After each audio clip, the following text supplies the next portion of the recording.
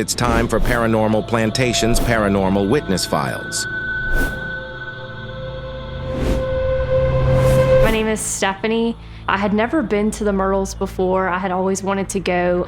My friend, it was her birthday, and she invited me to go and spend the night over there. And we were actually staying, not in the house, but I believe it was the quarter keeper's house. It was right off the side of the house, like a little shotgun type building.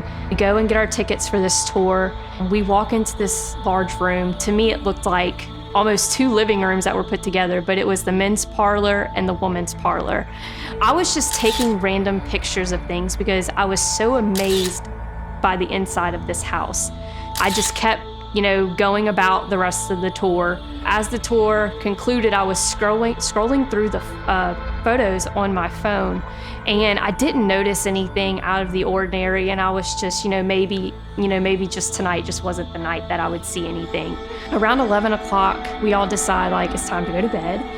There were two girls there that I had never met before, and we had to share beds because there were only two. So we lay down, and probably around 2:30 in the morning, I wake up and I look over, and the girl is sitting straight up in the bed. Like she had never gone to sleep. Like she was sitting straight up in the bed. And I tapped her and I said, "Hey, are you okay?" And she said, "No, I don't feel good." And I said, "Oh, well, do you need to go to the bathroom? What's hurting? Is there anything I can do for you?" She said, "No, I need to go home." And so it was that early in the morning, she woke up and she packed her stuff up and she actually left. And none of us heard from her until the next day. I went back to sleep, and probably around 4 or 5 in the morning, there was just a knock on the door. And where the bed was, there's a window right next to it.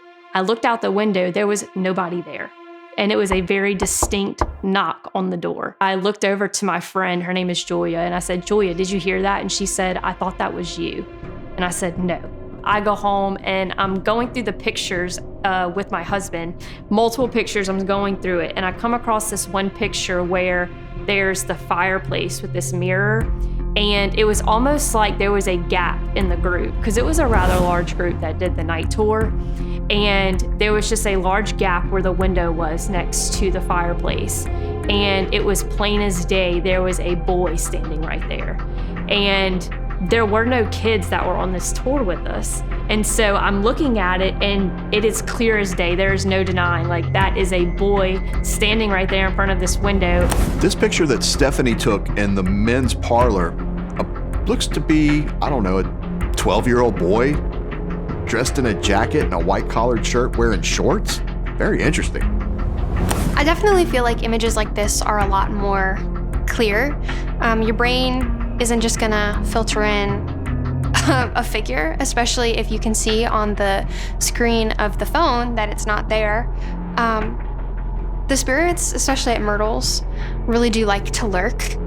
They like to lurk and watch and observe, especially with the woman that we may or may not see in this photo. She seems to be dressed in a traditional dress that women would wear at the time with a white collar, perhaps maybe a servant who would naturally be observing anyway. Was this shadow figure caught in this photo a male or a female? While it's still inconclusive, one thing is certain. There was definitely something there that was captured in this photo.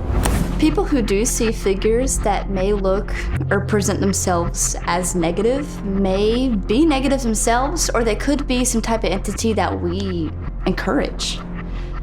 People do take photos at the Myrtles and they get a whole bunch of different things, and some people do fake these things. But being that it's present, it's here for us, it is real, it is authentic, that's what makes it special. Stuff like this, it's just crazy that it happens in real life. This is the stuff that you read about in tourist magazines and you see on TV. So it was very, very crazy that it had happened to me and I had experienced that. It really was a good experience. And if anyone ever gets the chance to go, you should definitely do it.